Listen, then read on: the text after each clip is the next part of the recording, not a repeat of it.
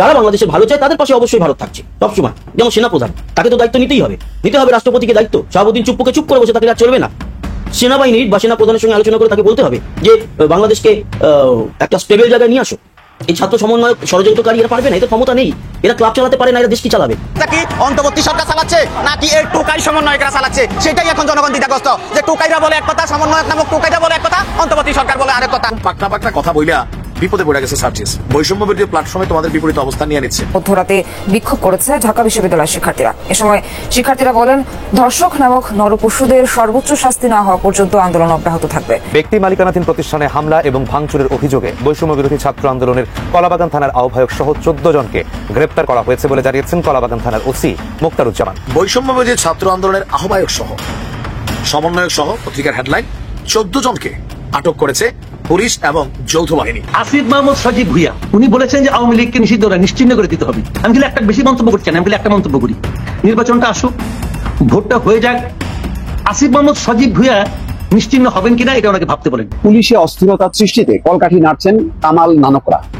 অর্থাৎ পুলিশে এক ধরনের অস্থিরতা তৈরি করা হচ্ছে। সেই অস্থিরতার পেছনে কলকাঠি নাড়ছে। আসুজ্জামান কামালকে তো দেখাই গেছে, ক্যামেরায় ধরা পড়েছে, নানকের অবস্থানটা এখনো চিহ্নিত হয়নি। দর্শক, থাম্বনেইল এবং টাইটেল দেখে বুঝতেই পারছেন যে আজকের ভিডিওটার টপিক কি। বর্তমান বাংলাদেশের মধ্যে যেই রকম একটা অরাজকতা সৃষ্টি হয়েছে, যেই রকম ভাবে বাংলাদেশের আইন শৃঙ্খলার অবনতি হয়েছে, অন্তর্বর্তীকালীন সরকারকে নিয়ে এখন সবাই কথা বলতেছে। অন্তর্বর্তীকালীন সরকার তার নিজের দায়িত্বটা ঠিক মতন পালন করতে পারতেছে না, এমন কথাই বলতেছে অনেকেই।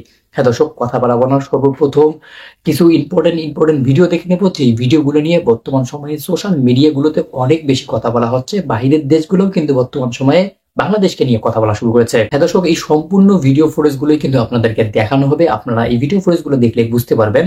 সো আর কথা না বাড়িয়ে সর্বপ্রথম আমরা কিছু ইম্পর্টেন্ট ভিডিও ফুটেজ দেখে নিব, তারপর না হয় আমরা আমাদের মন্তব্যগুলো করার চেষ্টা করব।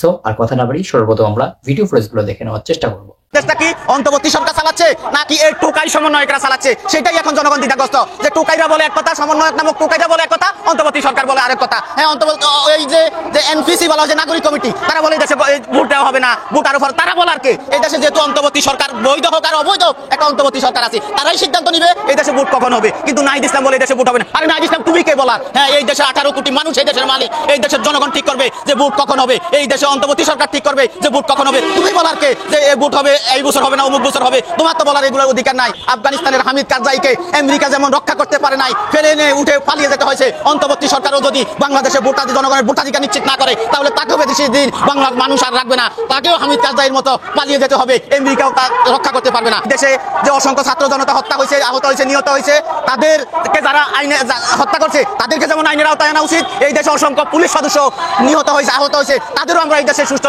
বিচার চাই। তাদেরকে যারা হত্যা করছে তাদের বিচার হওয়া উচিত। অনেকে মনে করে যে গণ আন্দোলনে যারা পরাজিত হয় তাদের ন্যায় বিচার পাওয়ার অধিকার নাই। আপনারা জানেন যে জুলাই আন্দোলনে এটা কোনো স্বাধীনতা বিরোধী আন্দোলন হয় নাই, এটা হচ্ছে একটা অভ্যুত্থান। বাংলাদেশের আগে অনেকগুলো অভ্যুত্থান হয়েছে, অভ্যুত্থানে যারাই আহত হয়, যারাই নিহত হয়, তাদের ন্যায় বিচার পাওয়ার অধিকার আছে। ছাত্র জনতা যেরকম আহত হয়েছে, নিহত হয়েছে, তাদের যেমন ন্যায় বিচার পাওয়ার অধিকার আছে, এই দেশে অসংখ্য পুলিশ সদস্য আহত হয়েছে, নিহত হয়েছে, তাদের পরিবারের ন্যায় বিচার পাওয়ার অধিকার আছে। আমরা বলি যে ছাত্র জনতা যারা নিহত হয়েছে তাদের পরিবার তাদের জন্য কান্নাকাটি করতেছে, তাহলে পুলিশ যারা নিহত হয়েছে তাদেরও পরিবার আছে, তাদেরও ঘর সংসার আছে, তাদের ছেলেমেয়েরাও তাদের বাবা মায়ের জন্য কান্নাকাটি করতেছে, তাহলে তারা কেন ন্যায় বিচার পাবে না? এই দেশে যারাই আহত হয়েছে, নিহত হয়েছে গণ আন্দোলনে, সকলের ন্যায় বিচার পাওয়ার অধিকার আছে। আমি পুলিশ হত্যারও বিচার চাচ্ছি এবং ছাত্র জনতা জনতাকে যাদের নির্দেশে, যাদের আদেশে হত্যা করা হয়েছে তাদেরকেও বাংলাদেশের প্রচলিত আইনে এনে বিচার করা হোক, এটাই চাচ্ছি। এবং বাংলাদেশে অচিরেই একটা গণতান্ত্রিক পরিবেশের জন্য ভোটাধিকার, জনগণ যেন দীর্ঘ 15 বছর যাবত জনগণ ভোটাধিকারের জন্য আগ্রহ নিয়ে তাকিয়ে আছে, জনগণ যেন নির্বিঘ্ন পরিবেশে তাদের ভোটাধিকার প্রয়োগ করতে পারে, সেই পরিবেশ নিশ্চিত করতে হবে।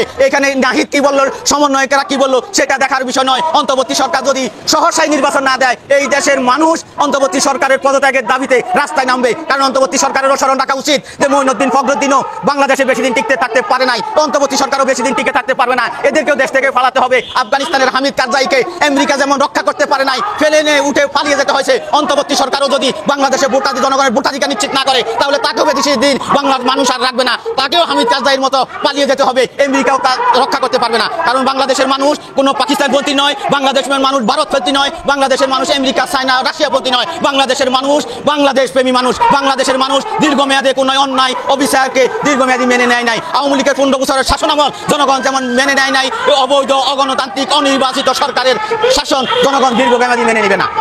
যারা বাংলাদেশের ভালো চায় তাদের পাশে অবশ্যই ভারত থাকছে সবসময়। যেমন সেনাপ্রধান, তাকে তো দায়িত্ব নিতেই হবে, নিতে হবে রাষ্ট্রপতিকে দায়িত্ব। শাহাবুদ্দিন চুপ করে বসে থাকলে আর চলবে না।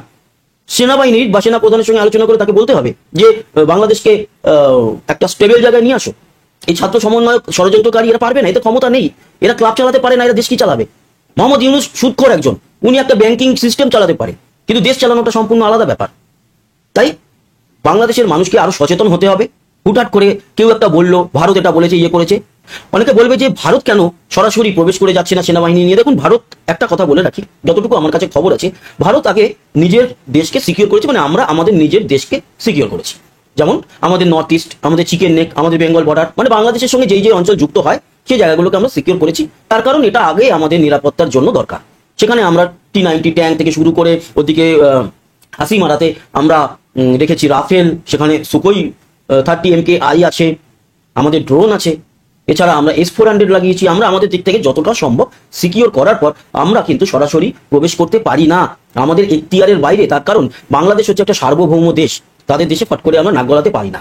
বাইরে থেকে আমরা কূটনৈতিক আশ্রয় নিয়ে অনুরোধ করতে পারি যে আপনাদের দেশে এই সমস্যা হচ্ছে, আপনারা এটা করুন। হুট করে আমাদের সেনাবাহিনী পাঠিয়ে চিন্ময় কৃষ্ণ দাসকে আমরা মুক্ত করে আনতে পারি না, এটা এখতিয়ারের বাইরে, এটা বুঝতে হবে। আর এগুলো যদি জোর জবরদস্তি, যে ট্রাম্প বলে দিয়েছে এবার ভারত গিয়ে একবার হই করে ঢুকে পড়বে, শুনুন, আমেরিকা কারুর বন্ধুও নয় আর কারুর শত্রুও নয়। আমেরিকার মতো বন্ধু থাকলে শত্রু দরকার হয় না, এটা সবাই জানে। তারা একদিক থেকে যেরকম বলবে যে আমরা তোমাদের পাশে আছি, আপনার পিছন দিক থেকেই আপনার পেছন একেবারে খালি করে দেওয়ার জন্য যথেষ্ট। তাই আমেরিকা কি বললো না বললো ওইসব ভেবে লাভ নেই, কিন্তু আমাদের ভারতবর্ষের ভালোর জন্য বাংলাদেশকে স্টেবল করতেই হবে। যারা বাংলাদেশের ভালো চায় তাদের পাশে অবশ্যই ভারত থাকছে সবসময়। যেমন সেনাপ্রধান, তাকে তো দায়িত্ব নিতেই হবে, নিতে হবে রাষ্ট্রপতিকে দায়িত্ব। শাহাবুদ্দিন চুপ করে বসে থাকলে আর চলবে না। সেনাবাহিনীর বা সেনা প্রধানের সঙ্গে আলোচনা করে তাকে বলতে হবে যে বাংলাদেশকে একটা স্টেবল জায়গায় নিয়ে আসো। এই ছাত্র সমন্বয়ক ষড়যন্ত্রকারী এরা পারবে না, এতে ক্ষমতা নেই, এরা ক্লাব চালাতে পারে না, এরা দেশ কি চালাবে? মোহাম্মদ ইউনূস সুদখোর একজন, উনি একটা ব্যাংকিং সিস্টেম চালাতে পারে, কিন্তু দেশ চালানোটা সম্পূর্ণ আলাদা ব্যাপার। তাই বাংলাদেশের মানুষকে আরো সচেতন হতে হবে। হুটহাট করে কেউ একটা বললো ভারত এটা বলেছে ইয়ে করেছে, ওই চিলে কান নিয়ে চলে গেছে, চিলের পিছনে না দৌড়ে কানে হাত দিয়ে দেখুন কানটা আছে কিনা। যদি কিছু করতে হবে সেনাবাহিনীর প্রধান ওয়াকারুজ্জামানকে করতে হবে। জেনারেল ওয়াকারুজ্জামানের সঙ্গে যোগাযোগ ভারতের সেনাবাহিনী রয়েছে। জেনারেল ওয়াকারুজ্জামানের উপর কোনো রকম যদি হাত দেওয়া হয়, এবং গতকালকেই বলেছিলাম যে তার যদি বিমান বাংলাদেশে ঢুকতে দেওয়া না হয় তাহলে কিন্তু তাকে ভারতেই নামানো হবে, আর তারপরে খেলা হবে। বাট সেখানে অন্তত পক্ষে ওনার নামার ব্যাপারে কোনো অপ্রীতিকর পরিস্থিতি তৈরি হয়নি, উনি নেমেছেন, বাংলাদেশে আছেন, আরো বড় প্ল্যান প্রোগ্রামের মধ্যে আছেন, এই মার্চেই বড় কিছু বাংলাদেশে ঘটাবেন। এবং এটাও বলে রাখি যে হতে পারে শেখ হাসিনা এই মার্চেই রিটার্ন যাচ্ছেন, এবং সেখানে গিয়ে তিনি আওয়ামী লীগকে আরো মানে এখন তো একদমই নেই, সে মানে সংগঠিত করে ভোটের লড়াইতে যাবেন। ততদিন সেনা শাসক হিসাবে ওয়াকারুজ্জামান দায়িত্ব পালন করবেন, যেটা খুব দরকার এই মুহূর্তে। আসিফ মাহমুদ সজীব ভুইয়া উনি বলেছেন যে আওয়ামী লীগকে নিষিদ্ধ নিশ্চিহ্ন করে দিতে হবে। আমি খালি একটা বেশি মন্তব্য করছি না, আমি খালি একটা মন্তব্য করি, নির্বাচনটা আসুক, ভোটটা হয়ে যাক, আসিফ মাহমুদ সজীব ভুইয়া নিশ্চিহ্ন হবেন কিনা এটা ওনাকে ভাবতে বলেন। উনি রাজনীতিতে কোথায় থাকবেন এটা ভাবলেই চলবে, আর কিছু লাগবে না। অথবা ইলেকশন করলে কয়টা ভোট পাবেন এটা নিয়ে ওনাকে একটু চিন্তা করতে বলেন, তাহলে ওনার জন্য এটা ভালো হবে। আর আওয়ামী লীগকে আপনি যত গায়ের জোরে নিষিদ্ধ করবেন আওয়ামী লীগ তত শক্তিশালী হবে। আর আরেকটা কথা বলি আপনাকে, ইলেকশনে ব্যালট পেপার কি হবে? দেখেন, আওয়ামী লীগকে নিষিদ্ধ করার কথা অনেকে বলছে, এই গভর্নমেন্ট বলছে। আমি খুব ঠান্ডা মাথায় আপনি আমাকে বলেন, আপনি আওয়ামী লীগকে নিষিদ্ধ করবেন কিভাবে? নিষিদ্ধ করা উচিত কি উচিত না আমি সেই আলোচনায় পরে যাই। আগে আমি যেটুকু বলি, আপনি আওয়ামী লীগকে কিভাবে নিষিদ্ধ করবেন, এবং নিষিদ্ধ যদি আপনি করতে পারেন তার আফটার ইফেক্টটা কি হবে? আওয়ামী লীগ 15 বছর ক্ষমতায় ছিল, আওয়ামী লীগ খুবই ক্ষমতাধর একটা দল হিসেবে দেশ চালিয়েছে। সে সময় সরকারের রাষ্ট্রের প্রত্যেকটা কম্পোনেন্টে তাদের লোক ছিল, সবাই তাই বলতো। তারপরেও তারা কি জামাতকে নিষিদ্ধ করতে পেরেছিল? জামাতকে নিষিদ্ধ হয়েছিল, জামাতকে একদম শেষ মুহূর্তে এসে গায়ের জোরে নিষিদ্ধ করেছিল 2 দিন না 3 দিন, তারপর আওয়ামী লীগের খবর নাই। এই তো বাস্তবতা। হিজবুত তাহরিরকে আওয়ামী লীগ নিষিদ্ধ করেছিল 2009 সালে, হিজবুত তাহরির নিষিদ্ধ হয়েছে। এখনো বলা হচ্ছে হিজবুত তাহরির নাকি ওই বিল্ডিং ভাঙছে। তাহলে যে দলকে আপনি 2009 সালে নিষিদ্ধ করলেন, সেই দল এখনো যে বিল্ডিং ভাঙার ক্ষমতা রাখে কিভাবে? এইভাবেই রাখে যে একটা দলকে নিষিদ্ধ করা যায় না, গায়ের জোরে যায় না। গায়ের জোরে নিষিদ্ধ করা যায় না। যদি মানুষের মন থেকে উঠে যায় তখন নিষিদ্ধ করা লাগে না। আর আওয়ামী লীগকে আপনি যত গায়ের জোরে নিষিদ্ধ করবেন আওয়ামী লীগ তত শক্তিশালী হবে। একটা রাজনৈতিক দলকে আপনি বলে এবং মুখের ডায়লগ দিয়ে পু দিয়ে উড়াই দিতে পারবেন না। শুনেন, আমি একটা এক্সাম্পল দিয়ে বলি, দল কাকে বলে? আওয়ামী লীগ মানেই কি শেখ হাসিনা? শেখ হাসিনা মানেই কি আওয়ামী লীগ? যদি কালকে শেখ হাসিনা এবং আওয়ামী লীগের সমস্ত মন্ত্রীরা মারা যায়, যদি এরপরে আওয়ামী লীগের সমস্ত মন্ত্রী এবং করাপ্ট লোকদের শাস্তি হয়, জেলে যায়, ধরা যাক সবাই জেলে গেছে, সবার মৃত্যুদণ্ড হইলো, ধরা যাক, তারপরে কি আওয়ামী লীগ শেষ হয়ে যাবে? যাবে না। আওয়ামী লীগ কেন বলি আপনাকে, শুনেন, আওয়ামী লীগ এই যাবৎকালে ইলেকশনের মধ্যে বলেন তো সবচেয়ে খারাপ রেজাল্ট করছে কবে? 2001 সালে। কারণ আমি 96, 91 আগের থেকে 90 যে এইটা 91 যে নির্বাচনটা হলো শাহাবুদ্দিন আহমেদের আমলে, ওটার আগের গুলো আমি নির্বাচনই মনে করি না, এই যে আমি ওটার থেকে ধরি 2091, 96, 2001 এবং 2008, আমি এই চারটা নির্বাচনকে ভালো নির্বাচন মনে করি। এর মধ্যে আওয়ামী লীগ সবচেয়ে খারাপ করছে 2001 সালে। 2001 সালে আওয়ামী লীগ 300 আসনের মধ্যে মাত্র পেয়েছে 62টা আসন, মাত্র 62টা। বুঝলেন? কিন্তু ভোট পেয়েছে কত? ভোট পেয়েছে 2,23,65,000 ভোট। মাথায় রাখেন কিন্তু 2,23,65,000 ভোট পেয়েছে আওয়ামী লীগ। আর সেইবার বিএনপি জিতেছে এবং বিএনপি ভোট পেয়েছে কত? তারা পেয়েছে 2,28,00,000 সামথিং, পয়েন্ট নাই, 28 লাখ পর্যন্ত বলতে পারলাম। তার মানে মাত্র 5 লাখ ভোট কম পেয়েছে আওয়ামী লীগ। ওতেই সিটের অনেক পার্থক্য হয়ে গেছে, 62 আর ওরা পাইছে 190 উপরে, 192 মনে হয়। তো আমার কথা হলো কি, যেইবার আওয়ামী লীগ সবচেয়ে খারাপ করে সেইবারও আওয়ামী লীগ 2.25 কোটি ভোট পায়। এটা হলো বাংলাদেশের ইতিহাসের ভাই।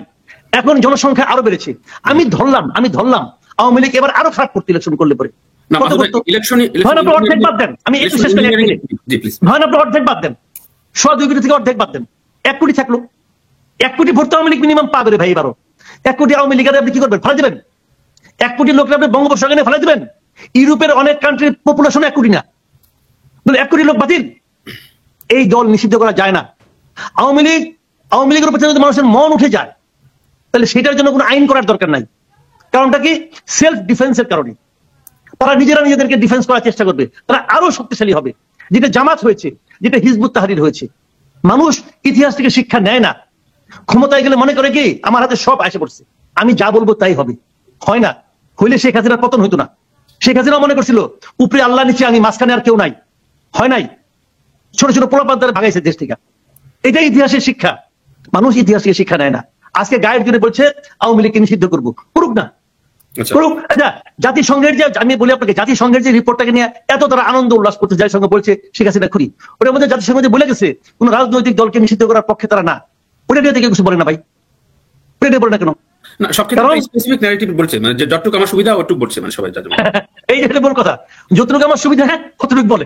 পুলিশে অস্থিরতা সৃষ্টিতে কলকাঠি নাড়ছেন কামাল নানকরা, অর্থাৎ পুলিশে এক ধরনের অস্থিরতা তৈরি করা হচ্ছে। সেই অস্থিরতার পেছনে কলকাঠি নাড়ছে একেবারেই বাংলাদেশ সংলগ্ন বা সীমান্ত সংলগ্ন অথবা যশোর জেলা সংলগ্ন পশ্চিমবঙ্গের কলকাতা অঞ্চল। সেই অঞ্চল থেকে নানক এবং কামাল, আসুজ্জামান কামালকে তো দেখাই গেছে, ক্যামেরায় ধরা পড়েছে। নানকের অবস্থানটা এখনো চিহ্নিত হয়নি, হয়তো কলকাতায় আছে।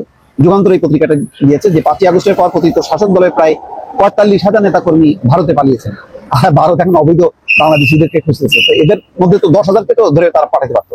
তার মধ্যে অধিকাংশই কলকাতায়, সেখানে নির্বিঘ্নে আশ্রয় থেকে বাংলাদেশ ঘিরে ষড়যন্ত্রের জাল বুনছেন পলাতক আওয়ামী লীগের নেতারা। সেখানে বসে দেশকে অস্থিতিশীল করতে কলকাঠি নাড়ছেন। কলকাতার মাটিকে অভয়ারণ্য বানিয়ে তারা বাংলাদেশকে অগ্নিগর্ভ করে তোলার চেষ্টা করছে।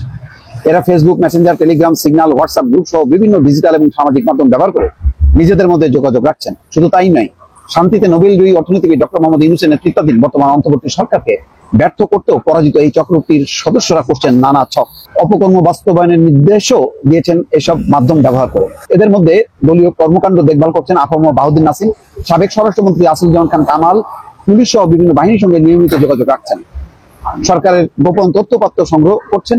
পুলিশ বাহিনীতে এখনো অস্থিরতা বিরাজ করছে, তারা পুরোপুরি কাজে মনোনিবেশ করতে পারছে না। এর পেছনে সাবেক স্বরাষ্ট্রমন্ত্রীর মদত রয়েছে বলে অভিযোগ। এছাড়া স্বরাষ্ট্রমন্ত্রী কামাল, প্রেসিডিয়াম সদস্য জাহাঙ্গীর কবির নানক এবং আফম বাহাউদ্দিন নাসিমের নেতৃত্বে একটি কোর কমিটিও গঠন করা হয়েছে। জাহাঙ্গীর কবির নানক কলকাতা থেকে কয়েক দফা ভিডিও বার্তা দিয়ে নিজের এবং দলের অবস্থান পরিষ্কার করেছেন। কলকাতায় বসে দলীয় ভেরিফাইড ফেসবুকে বিভিন্ন সময় কর্মসূচি ঘোষণা করতে দেখা গেছে পলাতক নেতাদের। যাই হোক, এটা যুগান্তর হয়তো নিষিদ্ধ অনুসন্ধান, কিন্তু এটা তো বলার অপেক্ষা রাখে না যে একটা অস্থিরতা দেখা যাচ্ছে এবং একটা চেষ্টা চলছে। এখানে পুলিশকে ক্লিন করা পুরোপুরি মুশকিল, 80 থেকে 90% পুলিশ এখনো হচ্ছে আওয়ামী লীগ আমলে নিযুক্ত। এদের মধ্যে যদি 10%, 20% বা 30%ও সক্রিয়ভাবে আওয়ামী লীগের পক্ষে কাজ করে, তাহলে পুরো বাহিনী আসলে অ্যাক্টিভ হতে পারবে না। এই কারণে আবারও বলি যে অন্তর্বর্তী সরকার যতদিন আছে ততদিন পর্যন্ত পুলিশ ঠিক হবে না, প্রশাসন ঠিক হবে না, কোনো কিছুই ঠিক হবে না। দরকার একটা সাংবিধানিক রেগুলার পার্টি যারা নির্বাচিত হয়ে ক্ষমতায় আসবে, সে জামাত হোক আর বিএনপি হোক, যেই হোক না কেন, কোনো পলিটিক্যাল পার্টি ছাড়া কারোর পক্ষে এটা ঠিক করা সম্ভব না। এটা কিন্তু মোটামুটি পরিষ্কার। এখন এটা যদি কেউ মনে করে যে আমি এই বক্তব্যের মধ্য দিয়ে বিএনপি যে দাবি করছে সেটা বলছি যে না দর্শক, সেটা ঠিক না। আমি বলছি যে ঠিক আছে, নতুন দল তারাও যদি জনসমর্থন নিয়ে ক্ষমতা আসতে পারে, একটা রেগুলার গভর্নমেন্ট, তা সে ডমিনেট করতে পারবে তার প্রশাসন, পুলিশকে, সরকার চালাতে পারবে। তাহলে এই ধরনের অস্থিরতা, এই ধরনের সুযোগ সবাই কিন্তু নিতে থাকবে। দর্শক, আপনারা যে এই প্রতিবেদনগুলো দেখলেন, এই প্রতিবেদনগুলো দেখার পর আপনাদের কি মনে হচ্ছে? বাহিরের দেশগুলো, মানে আমাদের পাশের দেশ ইন্ডিয়া, আমাদের দেশ নিয়ে যে সমস্ত প্রপাগান্ডা ছড়াচ্ছে, যে সমস্ত কথা বলতেছে, আসলে কি আমাদের বাংলাদেশে সেটা হচ্ছে? অন্তর্বর্তীকালীন সরকার কি এতটাই দুর্বল হয়ে গেছে আপনাদের মনে হয়? এই সব কিছু নিয়ে কিন্তু আপনাদের একটা মন্তব্য থাকতে পারে, অবশ্যই কিন্তু আপনারা মন্তব্য করবেন। কারণ আপনাদেরকে আমি এই প্রতিবেদনগুলো দেখালাম, এই প্রতিবেদনগুলো দেখার পর অবশ্যই কিন্তু আপনাদের একটা প্রতিক্রিয়া জানাতে পারেন আমাদের ভিডিও কমেন্ট বক্সে। সো দর্শক, ভিডিওটি ছিল এতটুকুই। আবার দেখা হবে নতুন কোনো ভিডিওতে, নতুন কোনো টপিক নিয়ে। ভিডিওটি শেষ করার আগে একটি অনুরোধ থাকবে, আপনি যদি প্রথমবারের মতো আমাদের এই ছোট্ট চ্যানেলটিতে এসে থাকেন, তাহলে অবশ্যই চ্যানেলটিকে সাবস্ক্রাইব করে রাখবেন, পাশে আসা বেল আইকনটি অন করে রাখবেন। ভালো থাকবেন, সুস্থ থাকবেন, আল্লাহ হাফেজ।